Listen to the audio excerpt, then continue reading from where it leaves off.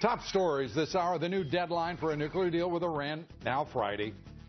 Iran wants all sanctions, including arms embargoes, etc., dropped immediately. The United States apparently, at least tonight, not willing to go that far. We'll see. The Pentagon still won't say how close Russian bombers came to American airspace on July 4th.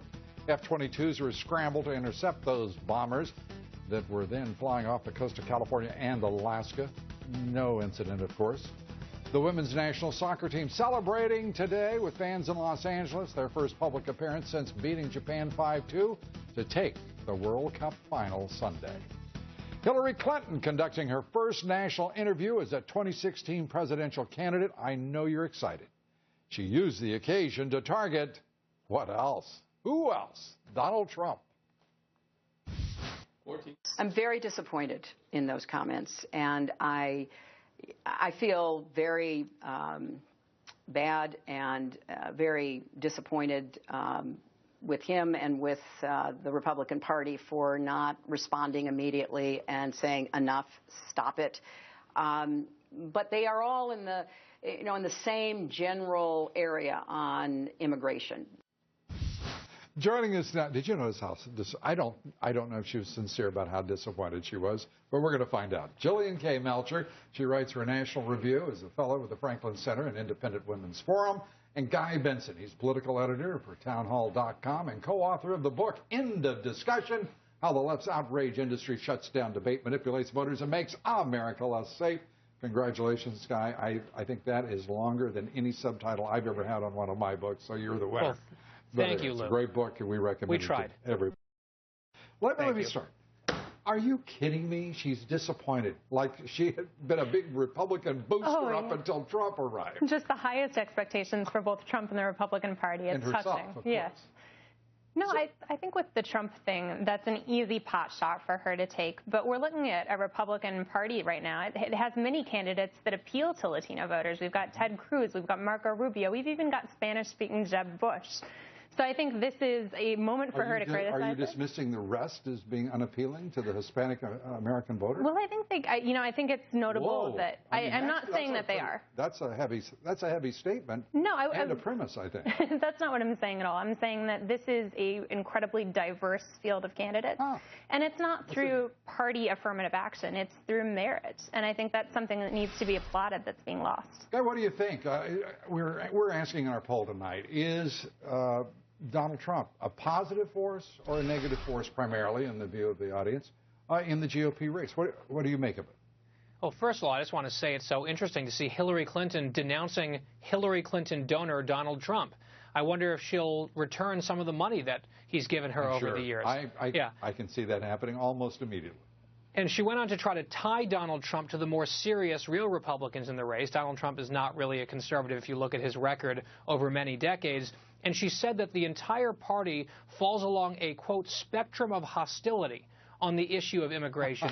And I find it spectrum of hostility.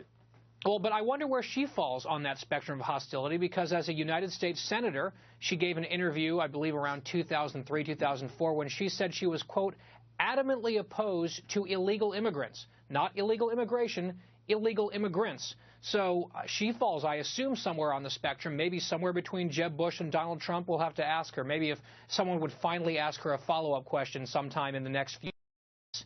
So your thoughts, positive or negative?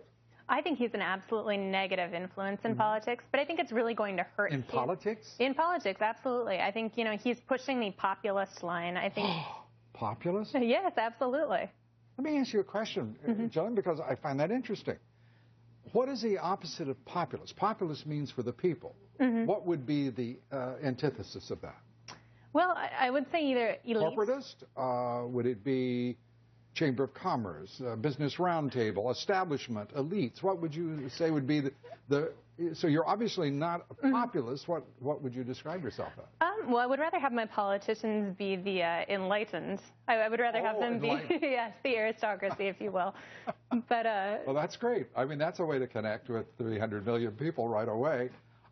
You recommend that for candidates? No, I would like them to at least be superior, though. I'd like them to have a bit more elevated ideas than Donald Trump. How superior can you get? He's worth $9 billion.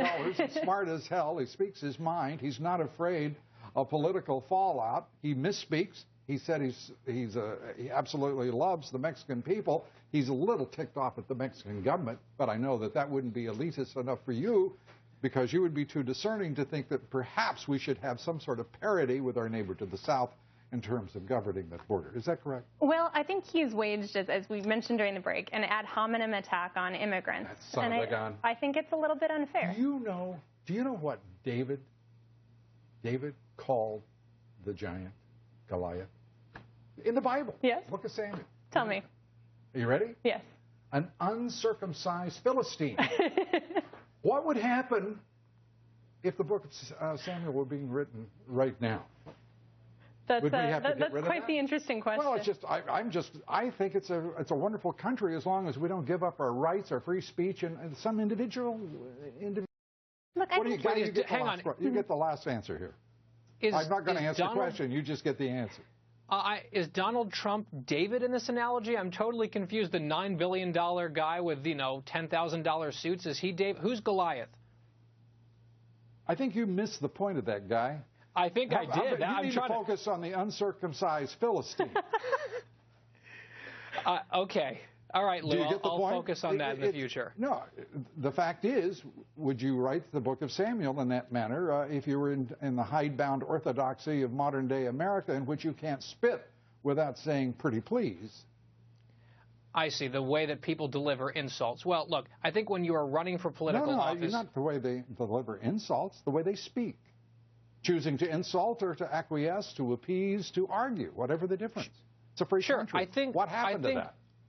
Well, look, that's a big theme of our book, End of Discussion, where people should be able to speak their mind. What's the name of that book again? End of Discussion. End of Discussion, and you know what? So it is here tonight. Guy, thanks for being with us. We appreciate it. Thank you, Lou. Kay Melcher, thank you very much. Johnny, you're great. Thank you.